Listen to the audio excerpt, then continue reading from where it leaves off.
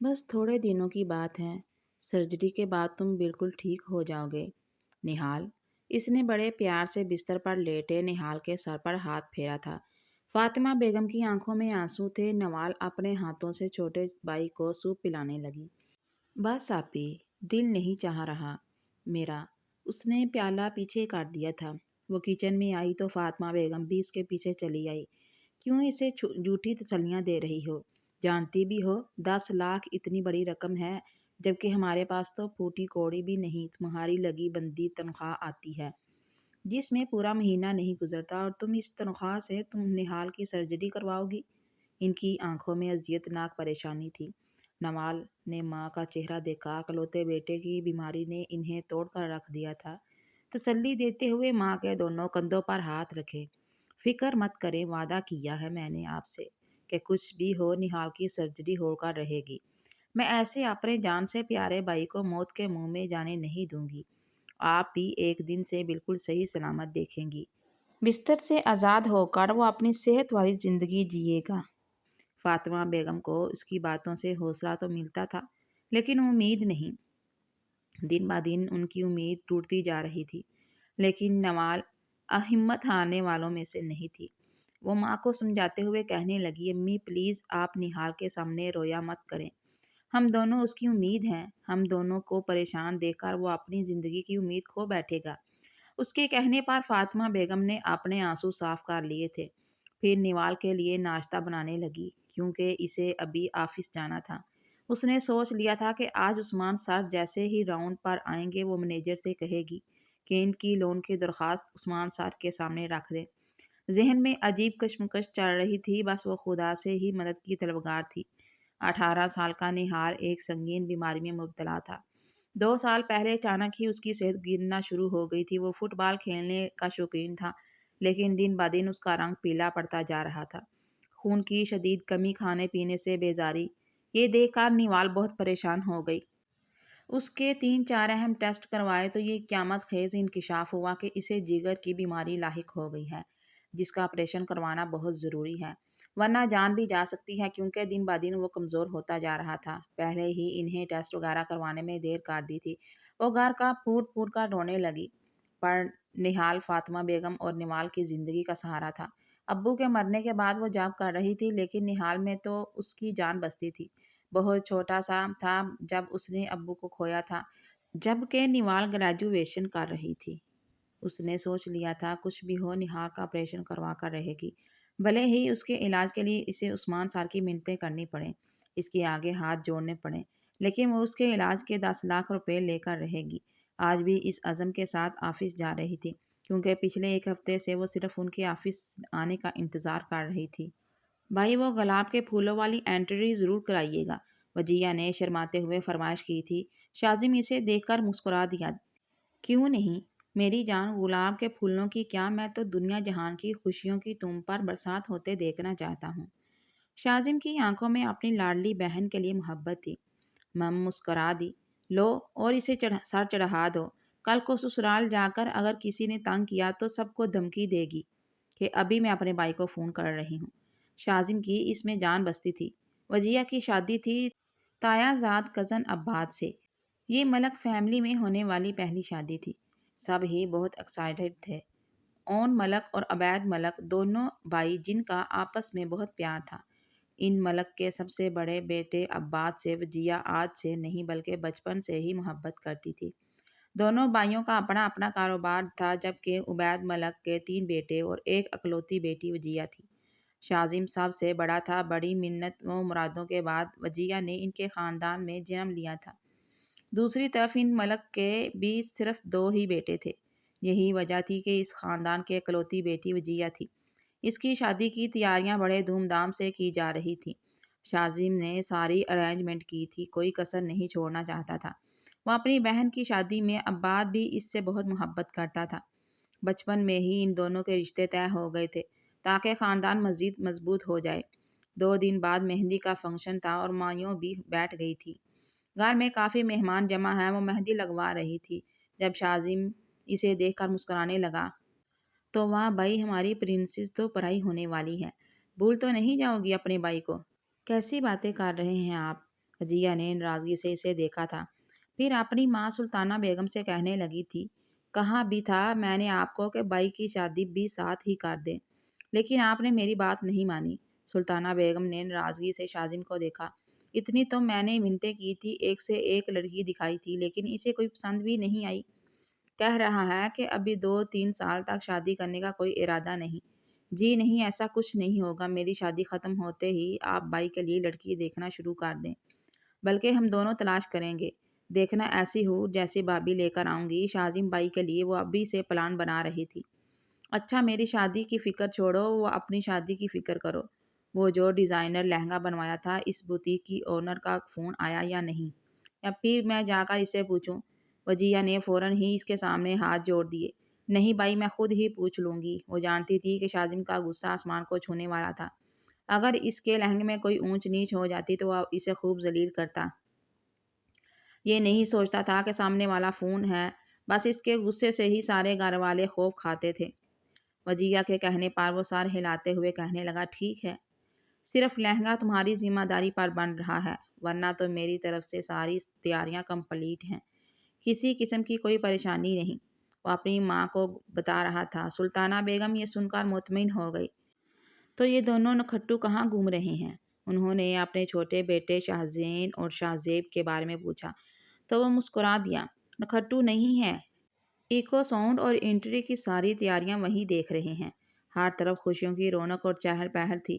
وجیہ دل ہی دل میں رب کی شکر گزار تھی، جس نے اسے اتنی محبتوں سے نوازا تھا۔ لون کی درخواست جیسے ہی عثمان صاحب کے پاس آئی، ان کا ماتھا ٹھنکا تھا۔ سر، یہ مس نوال حسن ہیں، کہہ رہی تھی کہ بائی کی سرجری کے علاج کے لیے چاہیے۔ وہ آہستہ آہستہ واپس کر دیں گی۔ اچھا، بلائیں انہیں۔ وہ کچھ سوچتے ہوئے کہنے لگے، جی مس نیوال، آپ کو 10 لاکھ روپے لان چاہیے۔ جانتی بھی ہیں آج تک ہماری کمپنی میں اتنی بڑی رقم ہم نے کبھی کسی کو نہیں دی۔ جی سر، میں جانتی ہوں کہ ورکرز پر بہت بھروسہ کرنا بہت مشکل ہے، لیکن سر مجھے بہت ضرورت ہے، اتنی ضرورت کہ میں آپ کے سامنے ہاتھ پھیلانے سے بھی نہیں ہچکاؤں گی۔ بھائی ہے میرا چھوٹا، صرف 18 سال کا، ابھی تو اس کی آنکھوں نے خواب دیکھنے شروع کیے تھے، لیکن اتنی بڑی بیماری نے اسے جکڑ لیا کہ آج اگر علاج نہ ہوا تو وہ زندگی کی امید کھو بیٹھے گا۔ اس کی آواز میں تکلیف تھی۔ عثمان سر کو اس کی اس دردناک کہانی میں کوئی دلچسپی نہیں تھی کہ ان کے ہاتھ آیا ہوا اتنا بڑا ٹینڈر پلک جھپکتے میں کسی اور کے ہاتھ میں چلا گیا، اور یہ ٹینڈر چھیننے والا کوئی اور نہیں بلکہ ملک انڈسٹریز کا سپوت ملک شاہزم تھا۔ اسے 2 دن پہلے ہی پتہ چلا تھا۔ اتنا بڑا انٹرنیشنل کمپنی کا ٹینڈر حاصل کرنے کے بعد وہ خوشیاں منا رہے تھے، کیونکہ 2 دن بعد اس کی بہن کی شادی تھی، اور عثمان حمدانی کے دل میں نفرت اور حسد کی چنگاریاں پھوٹ رہی تھی۔ اسے ایک پل سکون نہ مل رہا تھا۔ بدلہ لینے کی خواہش نے اس کا جینا حرام کر رکھا تھا۔ عثمان نے ایک نظر سامنے کھڑی خوبصورت لڑکی کو دیکھا۔ سمپل سا سوٹ پہنے وہ حال سے بدحال نظر آتی تھی۔ وہ غربت کی پریشانی اس کے چہرے سے چھلکتی تھی۔ عثمان سر کو سوچتے دیکھ کر وہ دل ہی دل میں پریشان ہوئی۔ پھر جلدی سے کہنے لگی، سر میں آپ سے وعدہ کرتی ہوں کہ لون کے ادا ہونے تک میں کبھی بھی اس کمپنی سے ریزائن نہیں کروں گی۔ آپ چاہیں تو ایک کنٹریکٹ پر سائن کروا لیں مجھ سے۔ وہ اس کی منت سماجت کر رہی تھی۔ لان حاصل کرنے کے لیے نہال اس کے اکلوتے بھائی کی زندگی کا معاملہ تھا، اور اس کی ماں جسے وہ ہر روز تسلی دلاسا دے کر آتی تھی۔ عثمان حمدانی نے اس بات میں سر ہلایا، پھر وہ کہنے لگا، ٹھیک ہے، آپ کو لون چاہیے، مل جائے گا، لیکن اس کے لیے آپ کو میرا ایک کام کرنا پڑے گا۔ نہ کوئی کنٹریکٹ چاہیے، نہ ہی مجھے کوئی آپ کی گارنٹی کہ آپ لون واپس کریں گی یا نہیں کریں گی، لیکن 10 لاکھ کی رقم میں آپ کو دینے کے لیے تیار ہوں۔ بس اس کے لیے ایک چھوٹا سا کام کرنا پڑے گا۔ پھر اس کام کا سنتے ہی نیوال کا چہرہ سرخ ہو گیا تھا۔ سر، یہ آپ کیا کہہ رہے ہیں؟ آپ کچھ اور کہتے تو میں آپ کی بات کبھی نہ ٹالتی، لیکن سر یہ کام کرنا تو میرے لیے ناممکن ہے۔ میں کسی کی شادی میں جا کر رنگ میں بنگ ڈالوں، سب لوگوں نے مجھے گھیر لینا ہے۔ اگر انہوں نے پولیس بلوا لی تو کچھ نہیں، ایسا کچھ نہیں ہوگا، بس تم نے ایک بار جا کر ان کی خوشیوں کو ملیا میٹ کرنا ہے، جس طرح اس دن انہوں نے میری خوشی کو خاک میں ملایا تھا۔ میں چاہتا ہوں کہ وہ دونوں خاندان کسی طرح الگ ہو جائیں، ان کے درمیان نفرت کی دیوار قائم ہو جائے۔ اگر یہ دونوں خاندان ٹوٹیں گے تب ہی ان کا بزنس بھی تباہ ہوگا، ورنہ وہ ہر موڑ پر مجھے شکست دیں گے، کبھی اس بزنس انڈسٹری میں آگے بڑھنے نہیں دیں گے کسی کو۔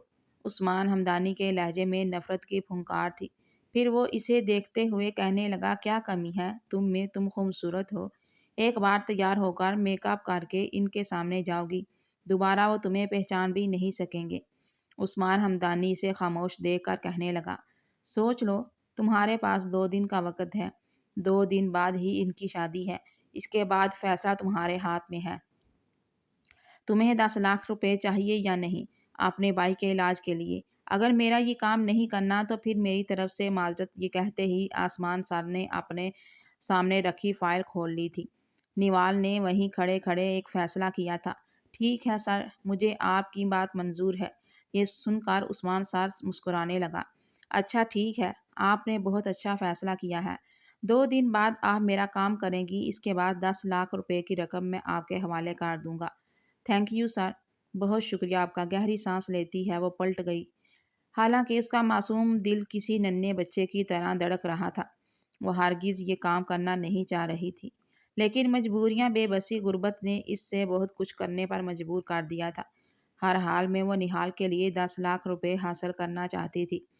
آخر اس کی زندگی کا معاملہ تھا۔ بے بسی سے سوچتی وہ اپنی سیٹ پر بیٹھ گئی تھی۔ نہال بہت پریشان تھی کہ وہ اب کیا کرے۔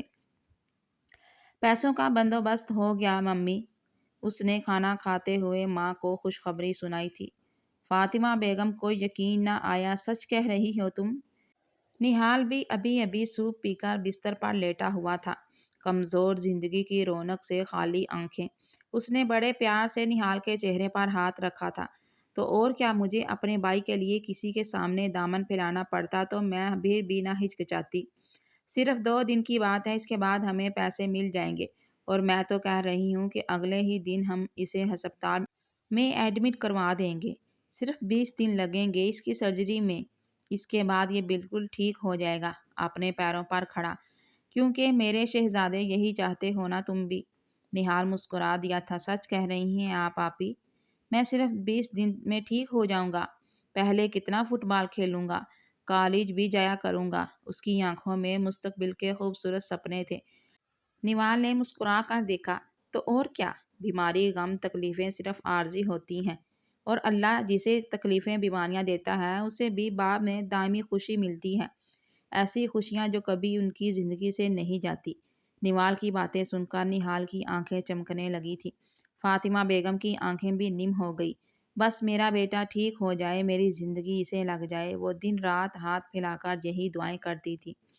نہال نے ان کے ہاتھ تھام لیے۔ اللہ آپ کو بھی زندگی دے، اور میرے بھائی کو بھی، اور آپ دونوں کی خوشیوں کا محور ہی میری زندگی ہے ماما جی۔ وہ تینوں اب مسکرا مسکرا کر آپس میں باتیں کر رہے تھے، لیکن نہال نے اپنے دل کی پریشانی نہ اپنی ماں پر ظاہر ہونے دی اور نہ ہی چھوٹے بھائی پر۔ وہ جانتی تھی کہ اندر سے اس کا دل کتنا بے چین و پریشان ہے۔ وہ کام جو وہ کرنا نہیں چاہتی تھی، لیکن بھائی کی بیماریاں، ماں کی پریشانی نے اسے سب کچھ کرنے پر مجبور کر دیا تھا۔ ملک ہاؤس میں خوشیوں کی بارات اترتی تھی۔ وہ وسیع و عریض شادی ہال میں وجیہہ کی شانداری انٹری ہوئی تھی۔ دلہن بن کر وہ کسی شہزادی کی طرح لگ رہی تھی۔ چھوٹی بہن کو دلہن کے روپ میں دیکھ کر شاہزم کی آنکھوں میں نمی تھی، لیکن بس اس کا دل اس کی خوشیوں کی دعائیں کر رہا تھا کہ وہ آنے والی زندگی ایسی ہی گزارے جیسے اپنے بابل کے گھر میں اس نے کسی شہزادی، کسی آن بان سے اپنی 20 سالہ زندگی گزاری تھی۔ انٹری کے بعد وہ دونوں سٹیج پر بیٹھے تھے۔ عباد بھی بہت خوش لگ رہا تھا، جبکہ وجیہہ تو من چاہا ہمسفر پانے کی چاہ میں خوشی سے پھولے نہ سما رہی تھی۔ نکاح میں صرف چند منٹ باقی تھے۔ شاہزم نے بہن کی شادی میں بلیک کلر کی واسکٹ اور بلیک کلر کا کرتا شلوار پہن رکھا تھا۔ وہ سب سے منفرد لگ رہا تھا۔ کتنی ہی لڑکیوں کی نگاہیں اس کے مردانہ دلکش سراپے پڑتی تھی، لیکن وہ لڑکیوں سے ہمیشہ بے نیاز رہتا۔ کسی بھی لڑکی کی اس کی زندگی میں کوئی گنجائش نہیں تھی۔ وہ لڑکیوں سے خار کھانے والا انسان تھا۔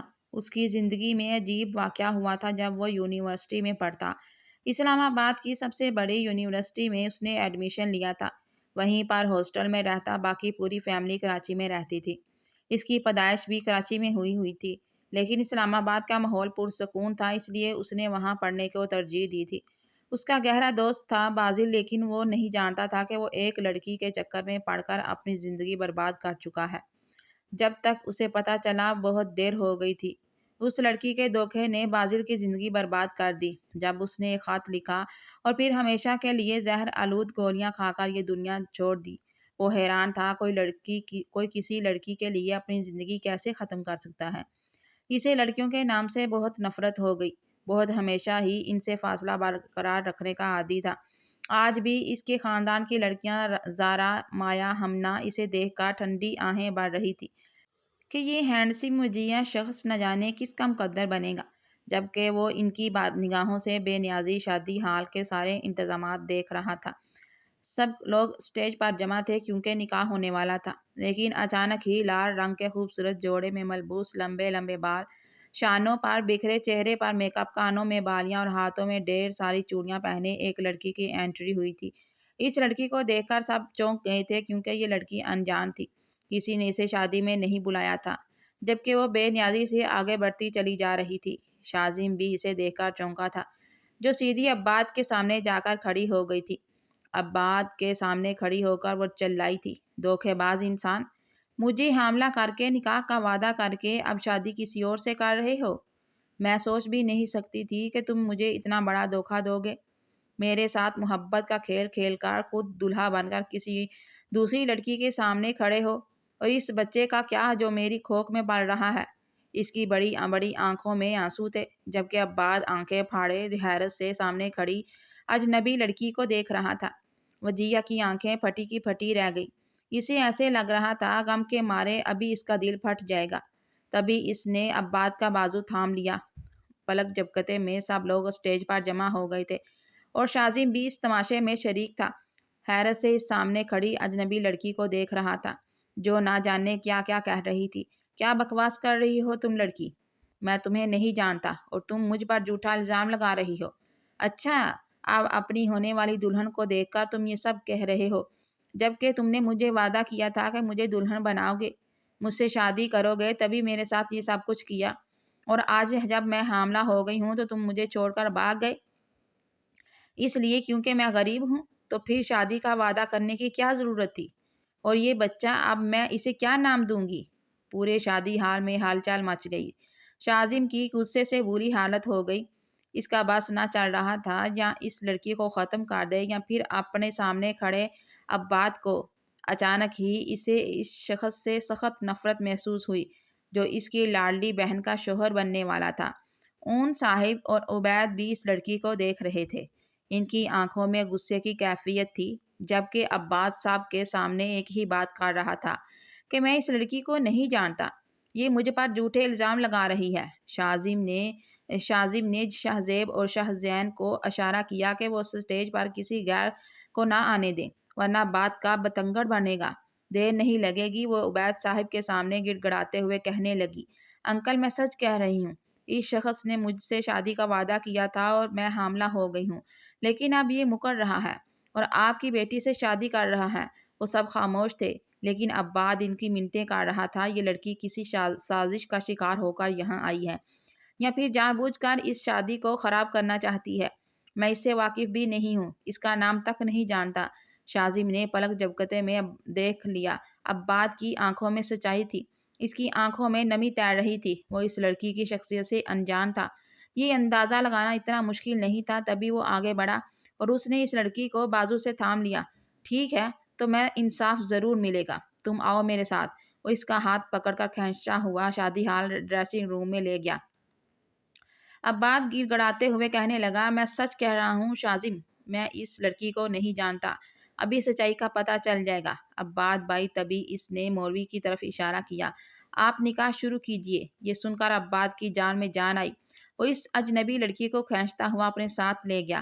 چھوڑیں مجھے، یہ کیا طریقہ ہے؟ ہاتھ چھوڑیں میرا۔ وہ جنجلا کر اس ظالم انسان سے اپنا ہاتھ چھڑوانے کی کوشش کر رہی تھی۔ سختی سے ہاتھ پکڑنے کی وجہ سے اس کی کلائی میں کئی چوڑیاں کھب گئی تھی۔ تکلیف اور اذیت سے اس کا جسم کانپنے لگا۔ جبکہ شاذم نے اسے ڈریسنگ روم میں لا کر کمرے کا دروازہ بند کر دیا تھا۔ اس کی آنکھیں سرخ ہو رہی تھی۔ لڑکی کا نازک دل خوف سے کانپنے لگا۔ چہرے کی رنگت تو بالکل پیلی پڑ گئی تھی۔ سچ سچ بتاؤ، کس کے کہنے پر یہاں سازش کرنے آئی ہو؟ کیا مقصد ہے تمہارا؟ شاذم کی زہر اگلتی آنکھیں اس کے چہرے پر تھیں۔ وہ اس کے اتنے نزدیک کھڑا تھا کہ اس جلستی ہوئی سانسیں لڑکی کے چہرے پر تھیں۔ میں سچ کہہ رہی ہوں، عباد ملک نے مجھ سے شادی کا وعدہ کیا تھا۔ وہ دھوکے باز شخص ہے۔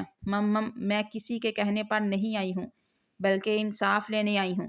ٹھیک ہے، ابھی انصاف تمہیں ملے گا۔ میں پولیس کو کال کر رہا ہوں، وہ آ کر تمہیں لے جائے گی، پھر تم ان سے ہی انصاف مانگنا۔ تمہاری بدنامی ہوگی اور تمہیں انصاف ملے گا۔ یہ سن کر نیوال کا چہرہ خوف سے پیلا پڑ گیا تھا۔ پولیس کا نام سن کر اس کا رہا سہا حوصلہ بھی جواب دے گیا۔ نہیں نہیں، خدا کے لیے آپ پولیس کو فون مت کیجیے گا، وہ شاذم کے سامنے گڑ گڑانے لگی۔ میں چلی جاؤں گی یہاں سے۔ شاذم نے نفرت سے اسے گھوڑا تھا۔ جاؤ گی، لیکن جانے سے پہلے بتا کر جاؤ گی کہ کس کے کہنے پر یہاں آئی ہو؟ تمہارا کیا مقصد تھا؟ اس کی آنکھوں میں غصے کی آگ تھی۔ اتنا غصیلا شخص نیوال نے اپنی زندگی میں پہلے کبھی نہیں دیکھا تھا۔ وہ مجھے عثمان درانی دراصل کسی کی زندگی کا سوال کپ کپاتے لہجے میں وہ اپنی بات بھی مکمل نہ کر پائی تھی۔ شاذم نے نفرت سے اسے دھکا دیا تھا۔ اوہو، تم جیسی لڑکیاں پیسوں کے لیے کچھ بھی کر سکتی ہیں، چاہے وہ کسی کا بستر گرم کرنا ہو یا پھر کسی کی زندگی برباد کرنی ہو۔ میں اس شخص کے اوچھے ہتھ کنڈوں کو خوب اچھے سے سمجھتا ہوں۔ خیر، اس سے نمٹنا تو میرا کام ہے، لیکن تمہیں تو میں پولیس کے حوالے کروں گا۔ تم ایک سازش، ایک مقصد کے لیے یہاں آئی ہو، میری بہن کی زندگی برباد کرنے، اس کی شادی تڑوانے کے لیے۔ یہ سوچا بھی کیسے تم نے؟ وہ اسی وقت نمبر ڈائل کر رہا تھا۔ نیوال نے ایک دم اس کے سامنے ہاتھ جوڑ دیے۔ آنسو کا دریا تھا جو اس کی آنکھوں سے بہنے لگا۔ نہیں نہیں، خدا کے لیے ایسا مت کیجیے گا۔ میری ماں جیتے جی مر جائے گی۔ میں خاموشی سے چلی جاؤں گی یہاں سے بنا کچھ کہے، لیکن آپ پولیس کو مت بلائیں۔ وہ گڑ گڑا کر اس کے قدموں میں بیٹھنے لگی تو ایک دم ہی شاذم پیچھے ہو گیا۔ حیرت سے اس لڑکی کو دیکھنے لگا، پھر گہری سانس لے کر کہنے لگا، ٹھیک ہے، ہال کے پچھلے دروازے سے نکلتی چلی جاؤ اور دوبارہ پلٹ کر یہاں مت دیکھنا۔ نیوال کی آنکھوں میں آنسو تھے۔ وہ ایک ہی دم پلٹ گئی تھی۔ وہ 2-3 لوگوں نے اسے ہال سے نکلتے ہوئے دیکھا، لیکن شاذم نے ایک گہری سانس لی تھی۔ باہر جا کر وہ عباد کے کان میں سرگوشی کرتے ہوئے کہنے لگا، میں نے معاملہ سنبھال لیا ہے۔ Do not worry, enjoy your wedding. یہ سن کر عباد بھی مطمئن ہو گیا، لیکن وجیہہ کے چہرے پر ناراضگی تھی۔ وہ اس کی طرف دیکھ بھی نہیں رہی تھی۔ اب اسے بھی منانا باقی تھا۔ یہ سن کر عباد بے چارگی سے اسے دیکھنے لگا۔ اس چھوٹے سے ہنگامے کے بعد شادی خیر و عافیت سے ہو گئی۔ پھر وجیہہ رخصت ہونے لگی، لیکن اس کی آنکھوں میں آنسو تھے۔ مما پاپا سے گلے لگ کر وہ آنسو بہانے لگی، پھر شاذم کے سینے سے لگ کر رونے لگی تو شاذم نے اس کے کان میں سرگوشی کی، بس رونا دھونا نہیں ہے، ایک قدم کے فاصلے پر تو تمہارا سسرال ہے، پھر اتنے آنسو کس لیے؟ اس بات پر وجیہہ نے اسے گور کر دیکھا تھا، لیکن اس کے چہرے پر مسکراہٹ آ گئی تھی۔ بابل کی ڈھیروں دعائیں لیتی وہ آخر اپنے سسرال رخصت ہو گئی تھی۔ شاذم نے بھی خدا کا شکر ادا کیا کہ سازشی لوگوں کی کوششیں ناکام ہو گئی اور ان کی خوشیوں کے رنگ میں بنگ نہیں پڑا۔ وہ بہت ہی خدا کا شکر ادا کرنے لگے اور اللہ کا نام لے کر انہوں نے اپنی بہن کو رخصت کیا۔ نیوال ٹوٹی بکھری حالت میں اس شادی ہال سے باہر نکلی تھی۔ اسے کچھ ہوش نہیں تھا۔ پیدل گھر کی طرف جاتے ہوئے اس کا دماغ بالکل معوف ہو چلا تھا۔ یہ کیا کیا اس نے عثمان سار کی باتوں میں آ کر؟ اس نے اپنی زندگی کے ساتھ کھیل کھیلا۔ آخر وہ درندہ صفت شیطانی انسان پولیس بلا لیتا ہے جس کی آنکھوں میں نفرت اور غصے کی آگ تھی، تو اس کی عزت کہاں جاتی؟ شادی ہال میں سب موجود لوگوں کے سامنے پولیس اسے گرفتار کر کے لے جاتی، پھر اس کے منہ سے سچ اگلواتی، اس کی عزت 2 کوڑی کی رہ جاتی۔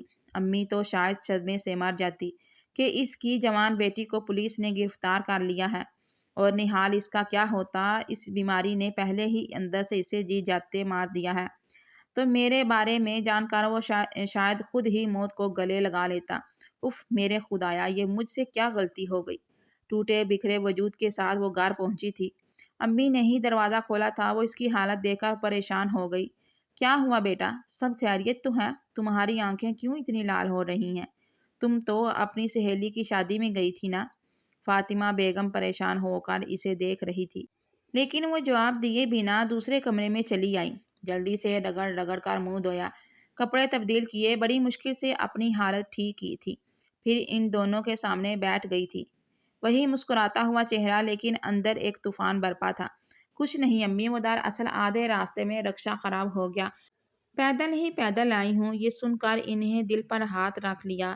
میری بچی، رات کے وقت پیدل کیوں آئی ہو؟ کچھ ہو جاتا تو؟ بہت کچھ ہو جاتا ہے امی، لیکن خدا نے خیر کر دی۔ آخر وہ ظالم شخص پولیس بلا لیتا تو شاید آپ کی جوان بیٹی کی عزت مٹی میں مل جاتی، میں دوبارہ سر اٹھانے کے قابل نہ رہتی۔ امی کی بات کے جواب میں وہ خاموش رہی تھی، لیکن اندر ہی اندر ایک طوفان برپا تھا۔ اس کی دہشت ناک اور خوفناک آنکھیں نوال کے سامنے سے جا ہی نہیں رہی تھی۔ اسی خوف کی وجہ سے اس نے اس کے سامنے عثمان ہمدانی کا نام ہی لے دیا تھا۔ یقیناً اب بہت سے بدلہ رہے گا یا کوئی دھمکی دے گا، جو بھی ہو عثمان ہمدانی اسے فارغ کرنے میں دیر نہیں کرے گا۔ یہی سوچ سوچ کر اس کی حالت بری تھی۔ اگر نوکری بھی چلی گئی جائے اور پیسے بھی نہیں ملیں گے تو امی کے اوپر کیا گزرے گی؟ اور نہال، وہ تو بالکل ہی ٹوٹ جائے گا۔ اذیت ناک رات کا اختتام ہونے پر نہیں رہا تھا۔ آخر کار صبح ہو، وہ تیار ہو کر آفس چلی آئی۔ مینیجر نے اسے عثمان سر کے روم میں جانے کو کہا تھا۔ کانپتے دل اور وجود کے ساتھ وہ تھوڑی ہی دیر میں عثمان ہمدانی کے سامنے کھڑی تھی۔ واہ مس نوال، آپ نے تو کمال کر دیا۔ ایک چھوٹا سا کام میں نے آپ سے کرنے کو کہا تھا اور آپ نے الٹا میرے دشمنوں کو جا کر بتا دیا کہ یہ سب میں نے کروایا ہے۔ شیمان ہو اس پر بھی آپ کی بے شرمی دیکھے کہ آج آپ آفس میں کھڑی ہیں میرے سامنے۔ اس نے سر جھکا لیا تھا۔ سر مجھے معاف کر دیں، لیکن میں کیا کرتی؟ وہ مجھے پولیس کی دھمکیاں دے رہے تھے، میں بہت زیادہ ڈر گئی تھی۔ وہ آدمی بہت ظالم تھا۔ اس کے لہجے پر تعصب تھا۔ ٹھیک ہے، آپ کو فون کا اتنا خوف تھا، میرا نہیں۔ اب نہ آپ کو کوئی لون ملے گا اور نہ ہی یہ نوکری۔ میں اس جگہ کسی اور کو اپوائنٹمنٹ کر لوں گا۔ باقی ان سے نمٹنا میرا کام ہے، اس لیے آپ جا سکتی ہیں۔ اور جو آپ کی باقی تنخواہ ہے، آپ جا کر حساب کر لیں۔ کل سے جاب پر مت آئیے گا۔ سر پلیز مجھے جاب سے مت نکالیں۔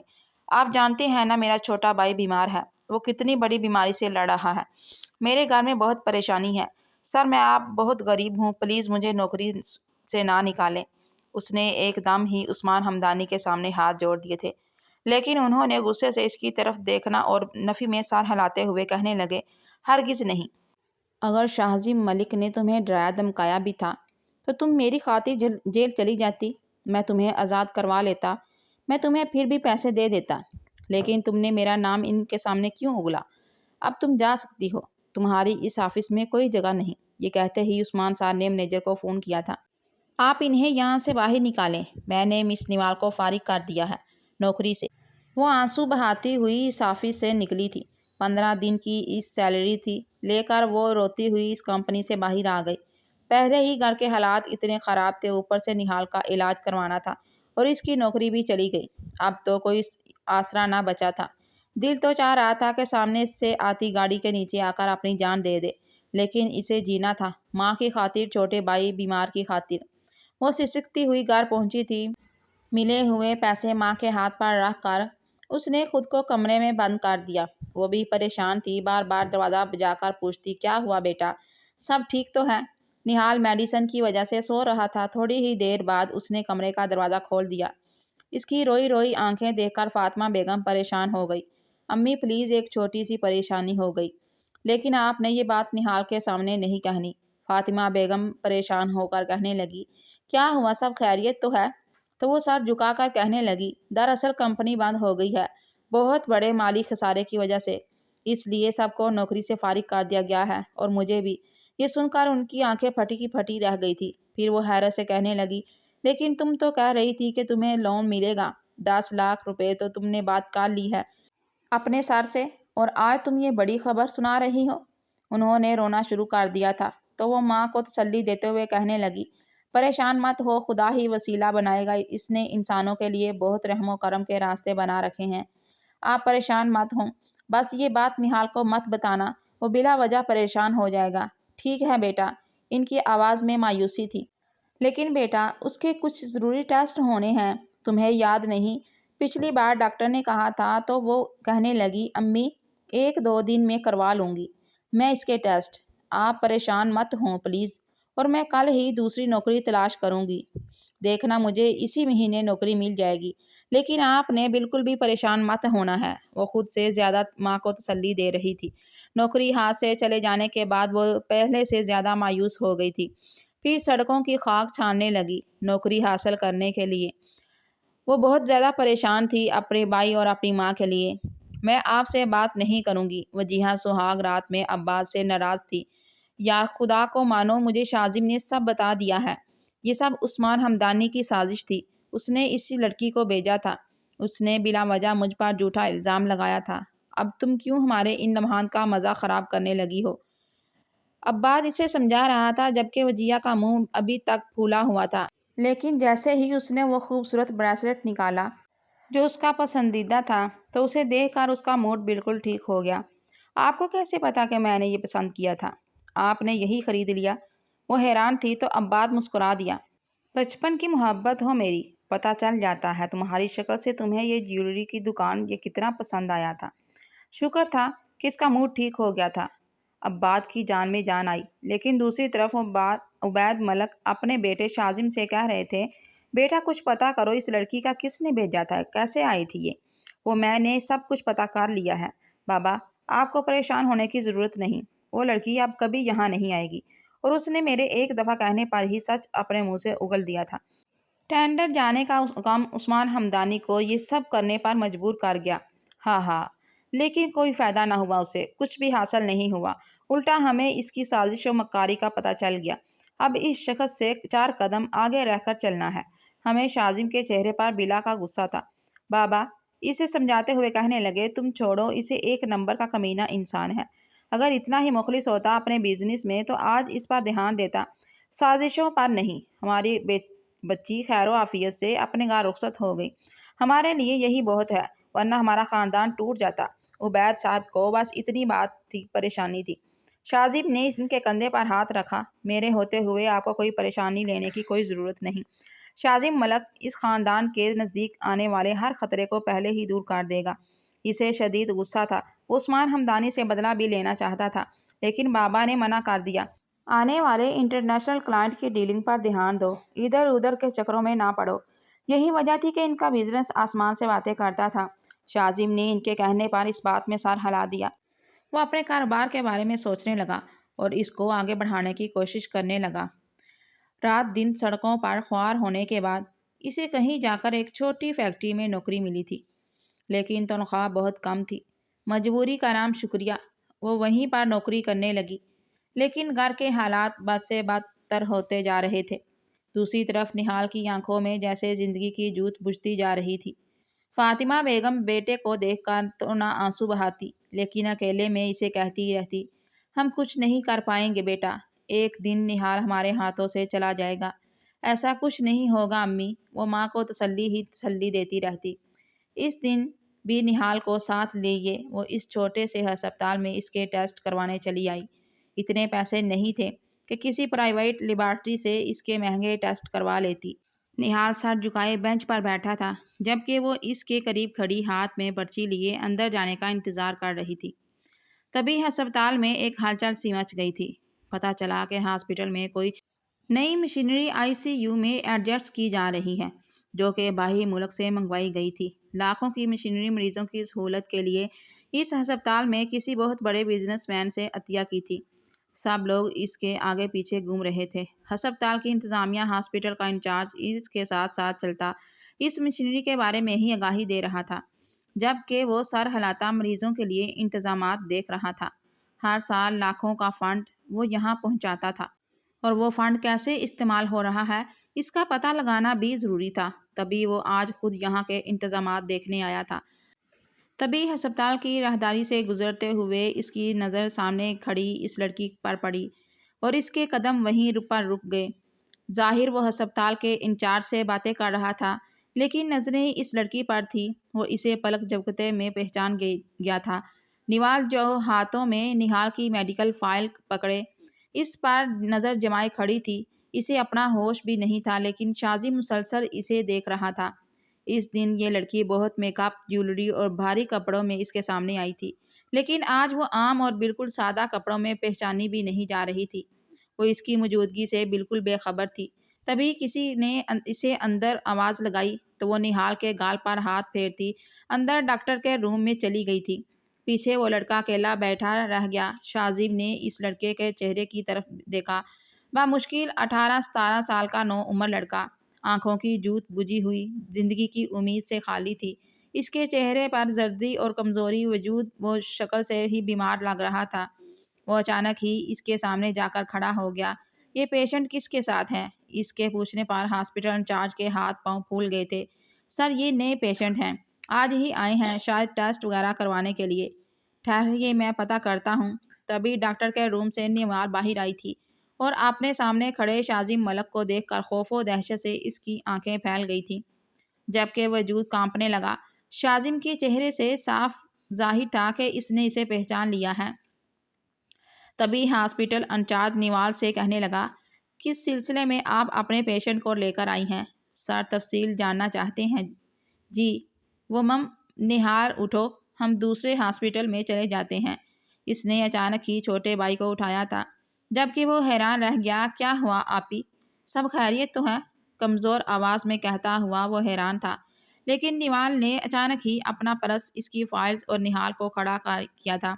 چلو ہم دوسرے ہاسپٹل میں چلتے ہیں، میں اس میں تمہارا علاج نہیں کرواؤں گی۔ ہاسپٹل انچارج اور سامنے کھڑے شاہ ملک کو اس نے مکمل نظر انداز کیا اور چھوٹے بھائی کو لے کر اس ہاسپٹل سے نکل آئی، جبکہ ہاسپٹل کا انچارج شاہ ملک کے سامنے معذرت کر رہا تھا۔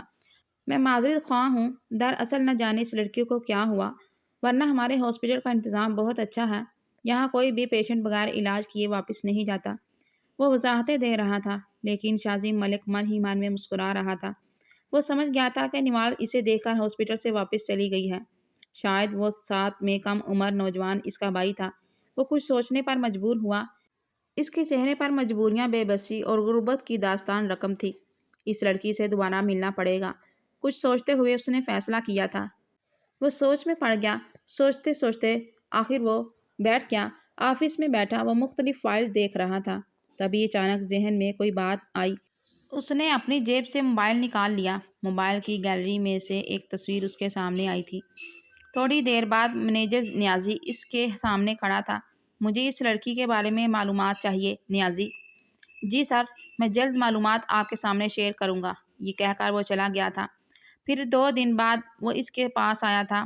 سر، اس لڑکے کا نام نہال حسن ہے، یہ ایک عام چھوٹے سے محلے میں رہتی ہیں۔ پہلے عثمان ہمدانی کے پاس نوکری کرتی تھی، لیکن نامعلوم وجوہات کی بنا پر اسے نوکری سے نکال دیا گیا۔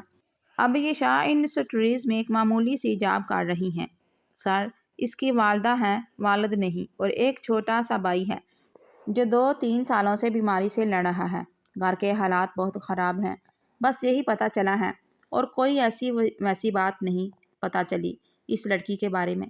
نیازی کی بات پر وہ سر ہلانے لگا۔ گھر میں غربت، بیماری، بھائی جاب کرتی ہوں، جوان بہن، ایک بے بس اور مجبور کرنے والی زندگی تھی۔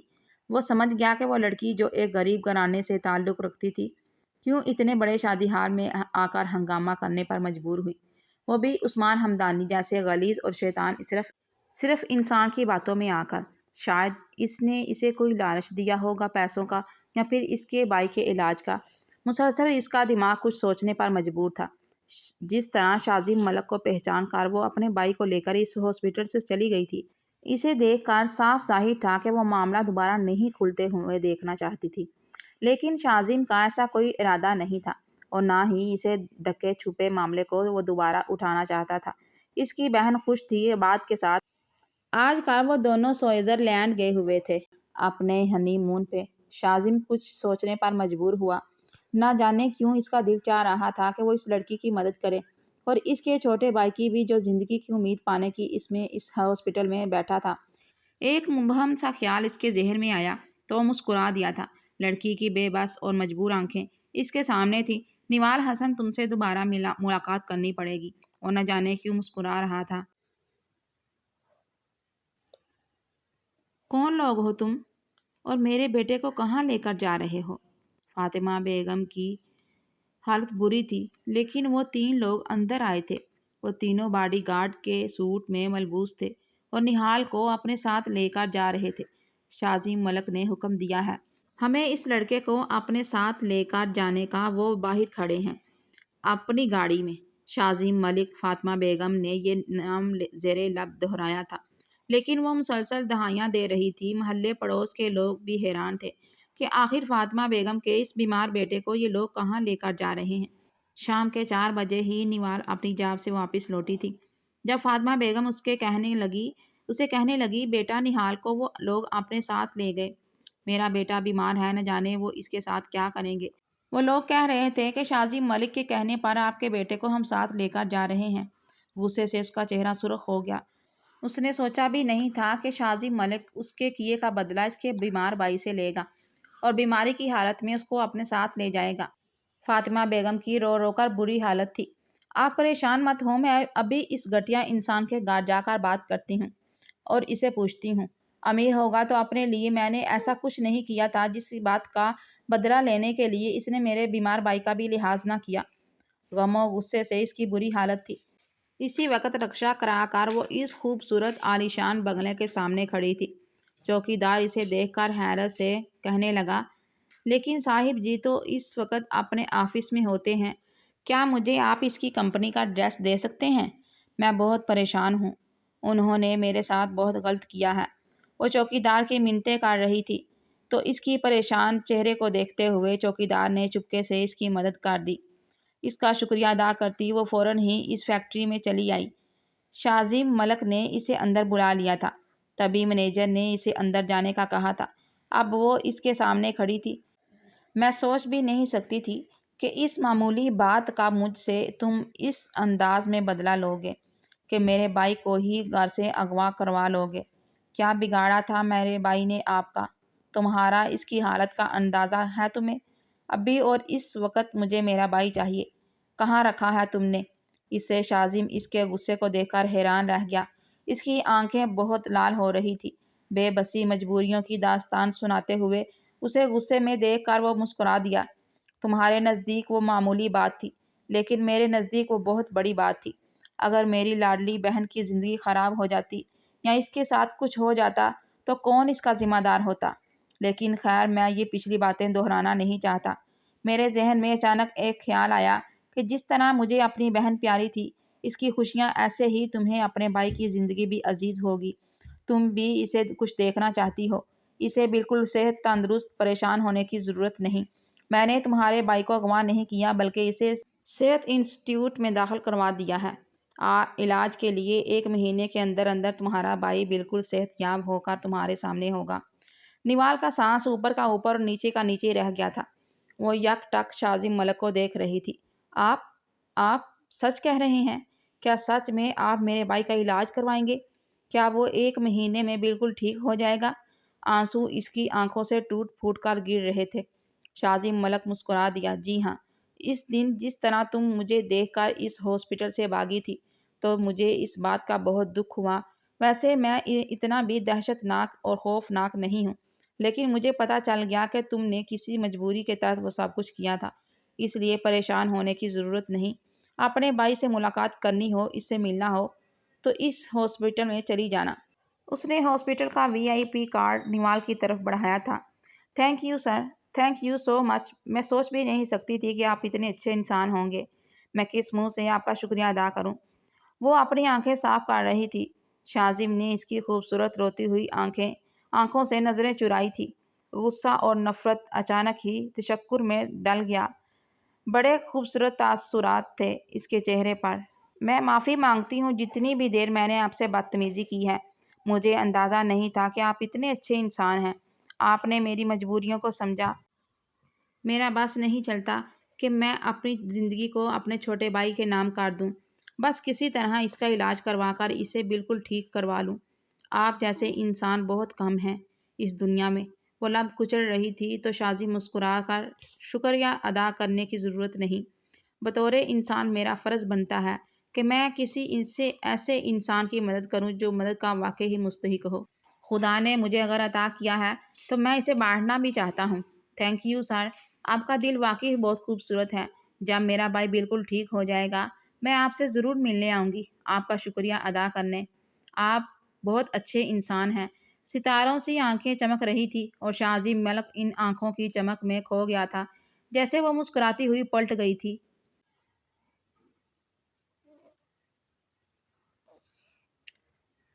فاطمہ بیگم جن کی حالت رو رو کر بری تھی، نہال نے گھر جاتے ہی انہیں تسلی دی تھی۔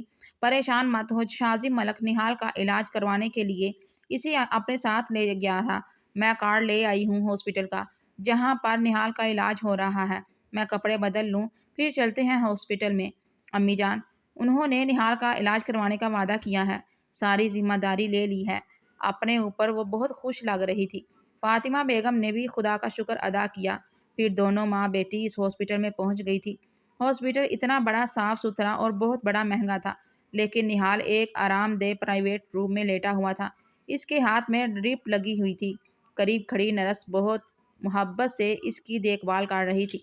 پھر وہ پلٹ کر نہال سے کہنے لگی، لگتا ہے کہ ملک شاہ عظیم کے جان پہچان والے لوگ ہیں آپ، کیونکہ انہوں نے خاص طور پر ہدایت کی ہے کہ اس پیشنٹ کا بہت زیادہ خیال رکھنا ہے، بہت اچھی ٹریٹمنٹ دینی ہے VIP، اس لیے ڈاکٹر صبح و شام راؤنڈ لگاتے رہتے ہیں، تو سب سے پہلے انہی کا چیک اپ کرتے ہیں۔ یہ سن کر نہال دل ہی دل میں خوش ہوئی تھی۔ پھر فاطمہ بیگم پورا دن اپنے بیٹے کے پاس رہتی، جبکہ وہ صبح تیار ہو کر آفس چلی جاتی اور آفس سے آنے کے بعد وہ بھی ان کے پاس آ جاتی تھی۔ سرجری ہونے کے بعد ہی اب نہال گھر جانے والا تھا۔ پھر اس دن بھی وہ اکیلی بینچ پر بیٹھی تھی جبکہ فاطمہ بیگم اندر نہال کے پرائیویٹ روم میں نماز پڑھ رہی تھی۔ اب اسے کسی کی موجودگی کا احساس ہوا۔ پینٹ کی جیبوں میں ہاتھ ڈالے شاہ عظیم کب اس کے پاس آیا اور اسے پتہ ہی نہ چلا۔ وہ اتنی بے خبر تھی، دیوار سے ٹیک لگائے آنکھیں بند کیے بیٹھی تھی۔ السلام علیکم سر۔ ایک دم ہی وہ اسے دیکھ کر کھڑی ہو گئی تھی۔ شاہ عظیم مسکرا دیا، جی کیسی ٹریٹمنٹ ہو رہی ہے آپ کے بھائی کی؟ اس کے چہرے پر مہربان مسکراہٹ تھی۔ بہت اچھی، میری سوچ سے بھی زیادہ۔ کسی چیز کی ضرورت یا کوئی پریشانی تو نہیں؟ مجھے ضرور بتائیے گا۔ جی سر، کیوں نہیں، بہت شکریہ آپ کا۔ وہ اس کی شکر گزار تھی۔ گہری نظروں سے اس کے وجود کو دیکھتا شاہ عظیم آگے بڑھتا گیا، لیکن وہ حیران تھی، وہ اتنی مہربانی کیوں کر رہا ہے؟ شاید اس کے دل میں انسانیت کا درد ہے، احساس ہے، لوگوں کی مجبوریوں کا۔ نہال اس کی پشت کو دیکھے جا رہی تھی، یہ جانے بنا کہ کتنے چپکے سے اس نے شاہ عظیم کے دل پہ دستک دی تھی۔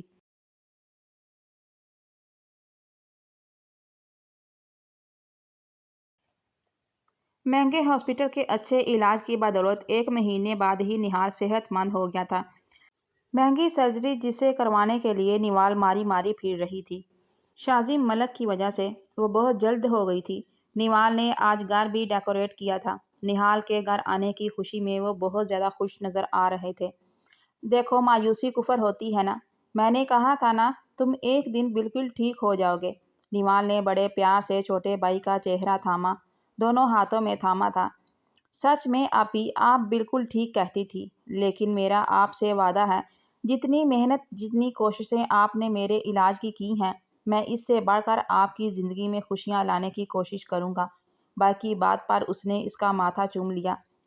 کوئی فکر، کوئی پریشان ہونے کی ضرورت نہیں، تب کی تب دیکھی جائے گی۔ بس ابھی تم اپنی صحت کی خوشی کو انجوائے کرو۔ وہ تینوں بہت خوش تھے۔ فاطمہ بیگم کے چہرے پر اطمینان تھا، اور یہ سب صرف ایک شخص کی وجہ سے ہوا تھا، وہ تھا شاہ عظیم ملک۔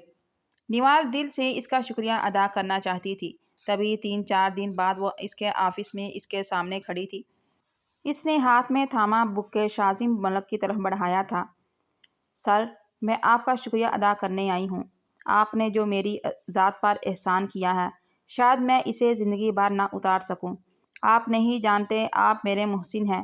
میری ذہنی پریشانیاں، میری تکلیفوں کو آپ نے سمجھ کر جو مدد کی ہے نا، آپ سوچ بھی نہیں سکتے کہ وہ کتنی بڑی ہے۔ آنکھوں میں تشکر کے آنسو لیے وہ اس کے سامنے کھڑی تھی۔ شاہ عظیم ملک کا دل دھڑکنے لگا۔ وہ کب اس لڑکی کی محبت میں گرفتار ہوا، اسے پتہ ہی نہ چلا۔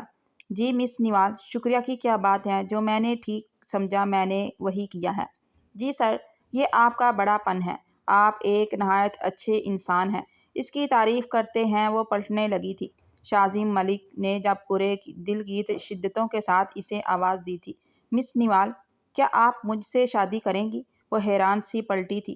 پہلے تو اس آواز کو اپنا وہم سمجھا، لیکن جب شازم ملک کی آنکھوں میں چھپی چاہتوں کو دیکھا تو اسے یقین نہیں آیا تھا۔ سر، آپ مزاح کر رہے ہیں؟ آپ یقیناً مزاح کر رہے ہیں۔ اسے خود اپنی آواز اجنبی لگ رہی تھی۔ نہیں، میں بالکل بھی مزاح نہیں کر رہا، بلکہ سچ کہہ رہا ہوں۔ آپ مجھے بہت اچھی لگتی ہیں، اتنی اچھی کہ میں اپنے آپ کو ہم سفر بنانے کا خواب دیکھنے لگا ہوں۔ کیا آپ میرے خواب کی تعبیر بنیں گی؟ اس کے چہرے پر سچائی تھی۔ تبھی وہ ہچکچاتے ہوئے کہنے لگی، میں آپ کے قابل نہیں، ایک غریب عام سی لڑکی۔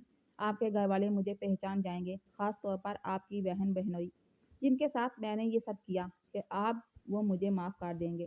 شازم ملک مسکراتے اس کے سامنے آیا تھا۔ جب میں نے معاف کر دیا ہے تو وہ بھی یقیناً معاف کر دیں گے۔ اور پھر یہ سب تم نے جان بوجھ کر یا کسی عداوت نفرت میں نہیں کیا، بلکہ مجبوری اور بے بسی نے تمہیں اس بات پر مجبور کیا تھا۔ تم میرے برابر کی نہیں ہو، لیکن تم اتنی خوبصورت ہو جسے ہم سفر بنانے کی خواہش کوئی بھی شخص کر سکتا ہے جو عقل و شعور رکھتا ہے۔ میرے اندر بھی آپ کو دیکھ کر یہ جذبات پیدا ہوئے ہیں، لیکن زندگی اس خاص لڑکی کے ساتھ گزاری جائے۔ بتائیے، آپ میرا ساتھ قبول کریں گی؟ اس کے لہجے میں ایک آس تھی۔ نیوال کی ہتھیلیوں میں ٹھنڈے پسینے آ رہے تھے۔ سر، بھلا مجھے کیا اعتراض ہو سکتا ہے؟ مجھے تو یہ سب خواب کے جیسا ہی لگ رہا ہے۔ یوں میری ٹوٹی بکھری ذات کو آپ سہارا دیں گے، یہ تو میں نے خواب میں بھی نہیں سوچا تھا۔ اس کی آنکھوں میں سچائی تھی۔ شازم مسکرا دیا۔ ٹھیک ہے، میں بہت جلد آؤں گا آپ کو لینے، ہمیشہ کے لیے۔ میرا انتظار ضرور کیجیے گا۔ وہ مسکرا رہا تھا۔ نیوال اس کی آنکھوں میں بھی نہ دیکھ سکی، وہاں چاہتے ہی اس قدر تھی۔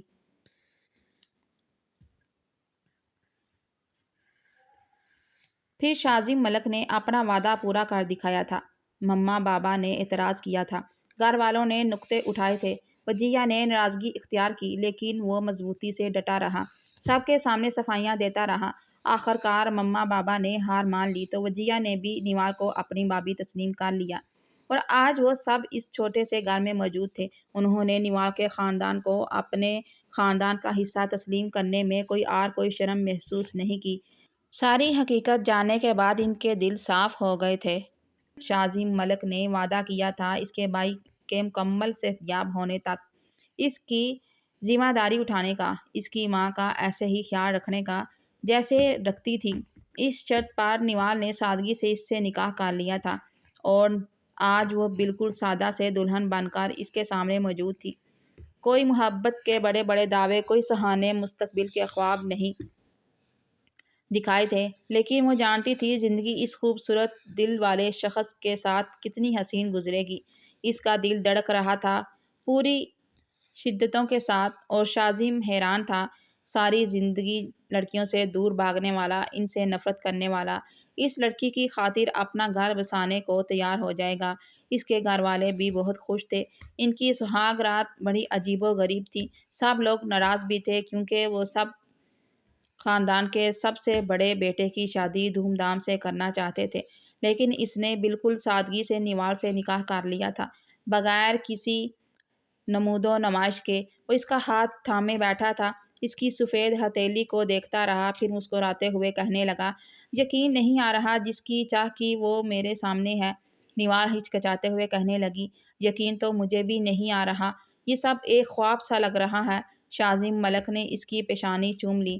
جو دوسروں کی خوشیوں ان کی تکلیفوں کے لیے جیتے ہیں، خدا ان کی راہیں ہموار کرتا ہے۔ تم ایسے ہی تو نہیں چلی آئی میری زندگی کا ستارہ بن کر؟